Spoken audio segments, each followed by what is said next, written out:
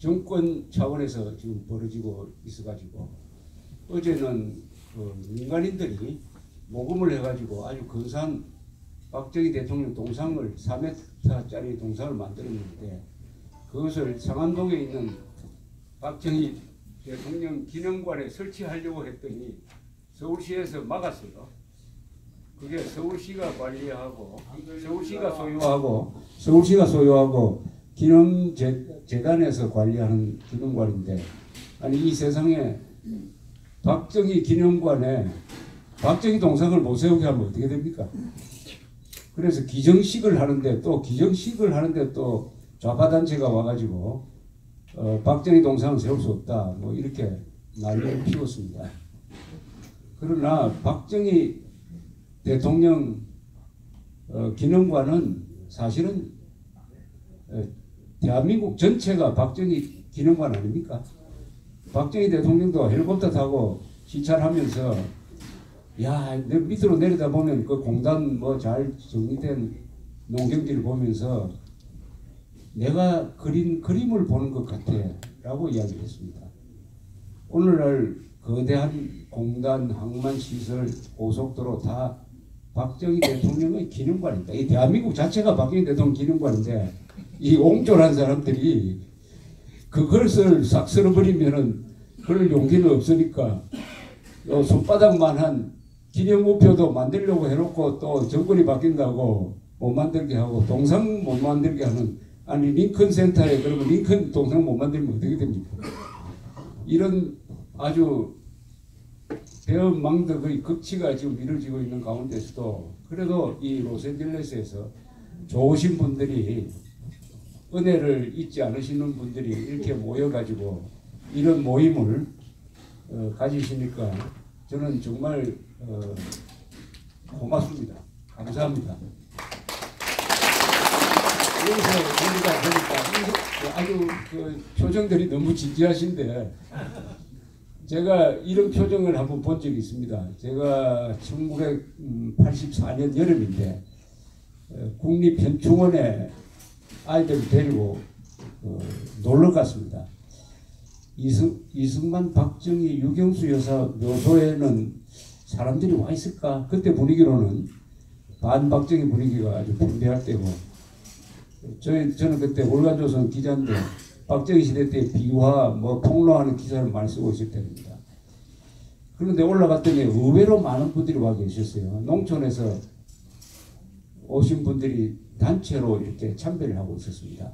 그 반대편으로 돌아가서 그 얼굴을 보았더니 아주 얼굴이 새까맣게 타고 그야말로 지금 금방 논에서 나온 분들처럼 그런데 참배하는 그 모습이 얼마나 아주 그 찡한지 저는 내려다보면서 아 박정희라는 사람에 대한 평가는 지식인들 사이에서는 이렇게 떨어졌지만 이분들 가슴 속에는 살아있구나 하는 것을 그때 느꼈습니다. 그때하고 지금하고 좀 여러분들의 표정이 참 비슷합니다. 그런데 제가 너무 딱딱한 이야기를 시작하니까 오늘 이 자리는 그런 자리는 아닌 것 같아요.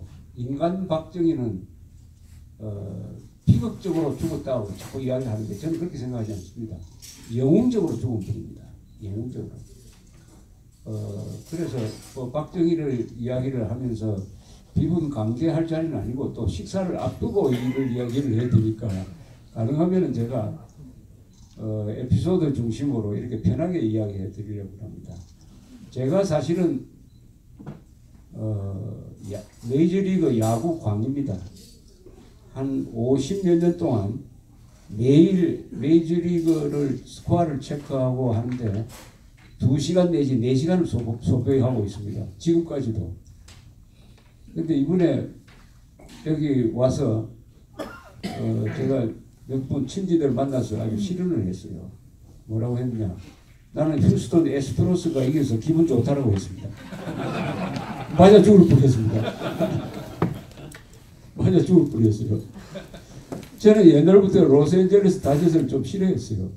이 투수 중심의 샌디 쿠팍스나 뭐 이런 사람들 투수 중심의 팀이었고 부자고 해서 저도 뭐 한국 사람 성격이 그래서 그런지 언더닥을 좋아하거든요. 이번에 휴스턴 애스트로스가 아주 월드 시리즈 사상 최고 시합 2개를 했는데 둘 다 애스트로스가 이기는 거 보고 이번에는 55년 만에 이겨야 되겠다고 그래 생각했습니다. 이 야구를 알다가 보면은 야구 세계에서 나온 명언이 많습니다. 그래서 미국 사람들하고 이야기할 때 이 화제가 끊기면은 야구 이야기로 시작하면은 대충 잘 먹히더라고요. 그 요기 베라라는 선수가 한 제일 유명한 이야기죠. It ain't over till it is over. 이거 아시죠? 야구는 끝날 때까지 끝난 게 아니다. It ain't over till it is over. 저는 그 말을 많이 쓰습니다. 요새 한국 사정에 대해서 한국이 끝난 것 같지만 끝난 게 아닙니다. 지금 한반도의 게임이 끝난 게 아닙니다. 1회전에서 약간 우리가 불리한 부분입니다. 9회 말까지 가야 돼요. 그리고 또 한 말이 있습니다. 1930년대에 이 메이저리그에서 센트루이스 카디널스라는 팀이 아주 날렸습니다. 그런데 굉장히 와일드한 게임을 하는데 그 중에 한 선수가 리오 드로셔라는 선수가 있었어요. 세컨드 베이스맨인데 하도 막 스파이크를 해가지고 남 선수 까고 하니까 기자가 물었습니다. 왜 그렇게 거칠게 하냐니까 이 사람이 이렇게 이야기했어요. Nice guys finish last. 좋은 사람은 꼴찌한다. 내같이 악바리를 해야 우승한다. 저는 이 말을 굉장히 60년대부터 많이 써먹었습니다. Nice guys finish last. 그 영화도 있습니다. 그때 60년대는 아직 마음 좋은 사람이 생존이 불가능한 시대 아닙니까? 60년대, 50년대. 그러다가 점점 나라가 좋아지니까 Nice guys finish last가 아니라 Nice guys finish first가 됐죠. 좋은 세상을 만들었습니다. 대한민국이. 이 대한민국 관련된 통계나 기사가 기분 좋은 기사가 요새 매달 한 것씩 나옵니다. 저는 그걸 꼭 찾아서 소개를 하는데 최근에 나온 통계 보면은 세계 여러 사람이 가지고 있는 패스포트 가장 강력한 여권은 어느 나라 여권이냐? 노비자로 들어갈 수 있는 나라가 많은 나라 아닙니까? 1등이 싱가포르입니다. 159개국. 2등이 독일이에요. 158개. 3등이 한국입니다. 한국하고 스웨덴이 공동 3등입니다. 157개국입니다. 157개국. 제일 꼴찌는 아프가니스탄이에요. 그 짐작하시겠죠. 북한도 그 근방에 놀고 있습니다. 그러니까 세계의 모범 시민이 일어난 증거가 이 이상 없지 않습니까? 세계의 모범 시민. 이것을 만든데 이승만, 박정희 두 사람을 빼고 이야기할 수 있겠습니까? 또 있습니다. 우리나라 수명 보면은 여성의 수명이 지금 86세입니다.平均 수명. 세계에서 5번째입니다. 오래 사는 걸로. 남자는 한 17등인가 돼요. 그런데 최근에 영국에서 통계가 나왔는데 2030년에 가면은 남자 여자 공이 한국인이 세계에서 가장 오래 삽니다. 일본을 넣은 거예요. 그리고 여성은 평균 수명이 인류 역사상 최초로 평균 수명이 90세를 넘는다. 한국 사람은. 그럼 왜 한국 사람이 왜 이렇게 오래 삽니까? 오래 사는 여러 가지 이유가 우선 혈압이 좀 낮다고 해요. 또 한국 사람들이 오늘 이런 자리처럼 교제하는 자리가 많답니다. 연세 드신 분이 이렇게 뭐 동참회 간다든지 이런 모임에 이게 건강을 수명을 연장시킨다고 그래요. 그 다음에 더 결정적인 게 있죠. 의료보험 아니겠습니까? 의료보험. 한국의 의료보험처럼 값이 싸고 효율적이고 한국 의사들 기술 좋고 이 의료보험은 누가 만들었습니까? 1977년 7월 1일 박정희 대통령하고 그 신년학 당시의 보사부 장관 두 사람이 중심이 돼가지고 세계에서 가장 효율적인 의료보험을 만드니까 생명이 연장되는 거 아닙니까? 지금 러시아 같은 데는 공산주의 체제 때보다 평균 수명이 오히려 줄어버렸습니다. 북한 평균 수명이 얼마인지 아십니까? 70, 우리보다 하여튼 12년이 짧아요. 70세입니다. 70세. 똑같은 한민족으로 태어나서 휴전선 하나를 가지고 북쪽에서는 남쪽보다 12년 적게 산다. 12년 적게 산다. 이것처럼 억울한 일이 어디 있습니까? 제가 북한에 태어났으면 이미 땅속으로 들어갔어요. 저도 해방동입니다. 그건 누구 때문이냐? 북한에 세 사람, 김일성, 김정일, 김정은 세 사람만 행복하게 살고 나머지 전부 불행하게 살고, 대한민국에는 이승만, 박정희 두 사람이 그렇게 욕을 먹어가면서 나라를 발전시켰고, 개인적으로 보면 다 불행한. 그래서 저는 박정희야말로 자기 성공의 희생자입니다. 이승만도 자기 성공의 희생자입니다. 저 북한에 있는 세놈은 자기 실패의 성공자입니다. 수혜자예요. 자기 실패의 수혜자예요. 자기가 실패해가지고 인민들을 가난하게 만들어 놓으니까 들고 일어날 체력도 없고 용기도 없어요. 그러니까 장기 집권이 가능한 겁니다. 조선조가 왜 오래 계속되었느냐? 가난했기 때문입니다. 가난하면 들고 일어날 수가 없어요. 북한이 요새 경제 수준이 좀 좋아진다니까 들고 일어날 기회를 한번 기다릴 수가 있다고 생각을 합니다. 저는 박정희 대통령에 대한 관심을 갖게 된 게 11.6 사건입니다. 11.6 사건 수사 발표를 전두환 당시 보안사령관이 하는데 이런 이야기를 했어요. 박정희 대통령이 가슴에 김재규의 총탄을 맞고 옆에 두 여자가 심수봉, 신재순이란 두 여자가 옆에 계셨는데 등에서 피가 콸콸 쏟아졌습니다. 뭐 이렇게 다른 거 막을 방법이 없으니까 손바닥으로 막았더니 손가락 사이로 샘물 쏟듯이 피가 쏟아졌습니다. 그때 두 여자가 동시에 물었어요. 각하 괜찮습니까? 박 대통령이 난 괜찮아 라고 했습니다. 조금 있으니까 실내 화장실로 도망갔던 차이철이가 문을 빼꼼히 열고 다가오지도 안 하고 각하 괜찮습니까? 하니까 나는 괜찮아 라고 했습니다. 그래서 이게 총탄을 가슴에 맞고 난 괜찮아 라고 할 수 있느냐 인간이. 이게 진짜냐. 그래서 제가 좀 짓궂게도 그 자리에 있었던 사람들 다 물어봤습니다. 신재순, 심수봉, 또 그걸 뜨는 한 사람이 있었죠. 김계원 씨. 세 사람이 똑같은 이야기를 했습니다. 난 괜찮아라고 했는데 그 난 괜찮아라는 의미는 뭐였느냐. 난 괜찮으니까 자네들은 피하게 라는 뜻이었답니다. 난 괜찮으니까 지금 총탄이 오가고 아수라장이니까 자네들은 피하게 라는 말은 생략이 됐다.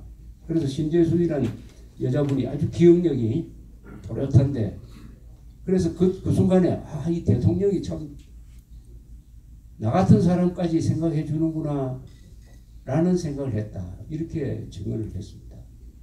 그러면서 신재순이라는 분이 아주 명언을 했어요. 그때 마지막 박정희의 모습은 어땠느냐. 체념한 듯 해탈한 듯 했습니다. 그분이 그렇게 뭐 지식이 있는 분은 아닌데 체념한 듯 해탈한 듯 했습니다.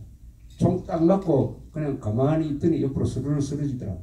체념한 듯 해탈한 듯 했다. 난 괜찮아. 그게 박정희라는 사람이죠. 난 괜찮아라는 것은 아주 박정희에 어울리는 이야기지만은 저는 난 괜찮아라는 말을 얼마나 많이 듣고 살았습니까? 주로 누구한테 들었습니까?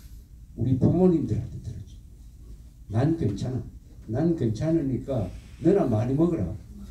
난 괜찮으니까 너는 공부를 많이 해라. 난 괜찮으니까 너는 농촌에서 섞지 말고 도시로 나가라.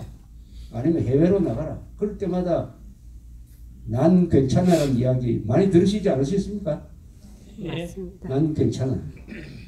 그분들이 1920년대생이죠, 주로. 저는 1920년대생이 가장 고생한 세대고, 가장, 영어로 말하면 The Greatest Generation. 1920년대.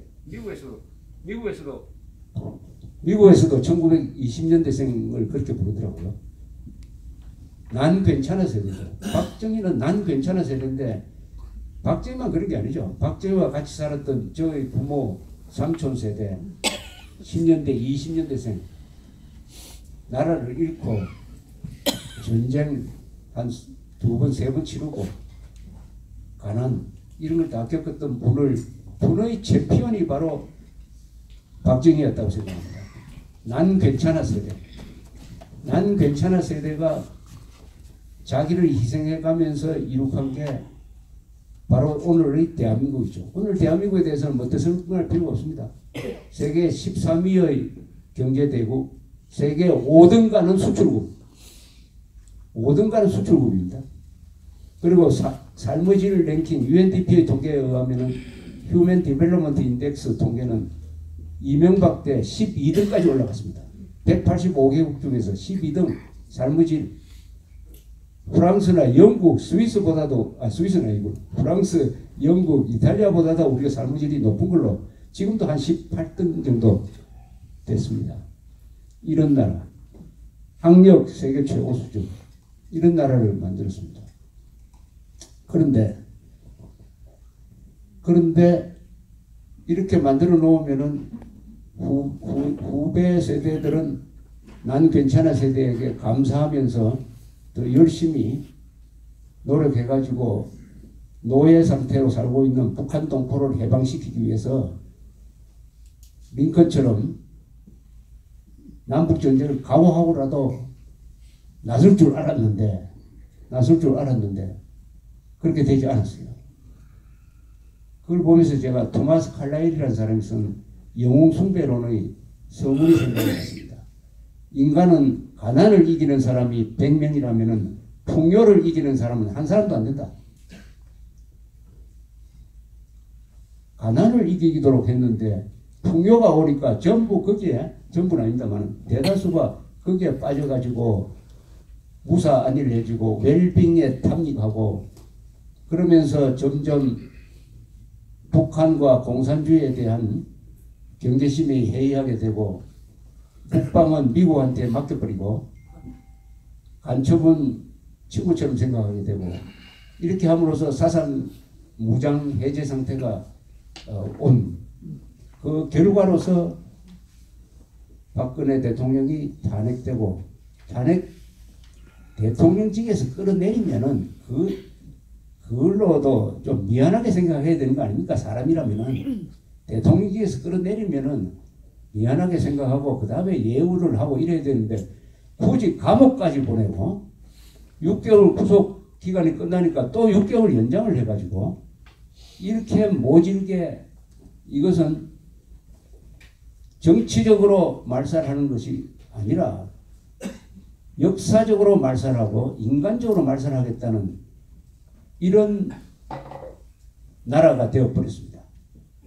그것을 국민들이 선거를 통해서 그런 정권을 만들어 줌으로써 풍요를 이기는 사람이 한 사람도 안 된다.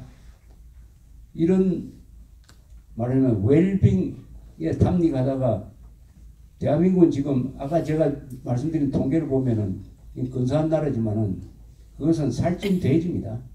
살찐 돼지가 지금 야윈 늑대한테 잡혀 먹히느냐 마느냐 하는 위치에 있는데도 불구하고 사드 배치도 안 한다. 추가 배치도 안 한다면서 중국한테 약속까지 해주고 하는 더구나 이런 병자호란 이후에 최대의 대중 굴욕 외교를 했는데도 불구하고 언론이 여기에 대해서 비판을 하지 않습니다. 비판을 하지 않는다. 이런 위기 속에서 이 로스앤젤레스에서 이런 자리를 맞았습니다. 1917년 11월 14일이니까 바로 볼셰비키 혁명이 일어난 일주일 뒤입니다. 일주일 뒤에 박정희라는 아기가 태어났습니다. 박정희 탄생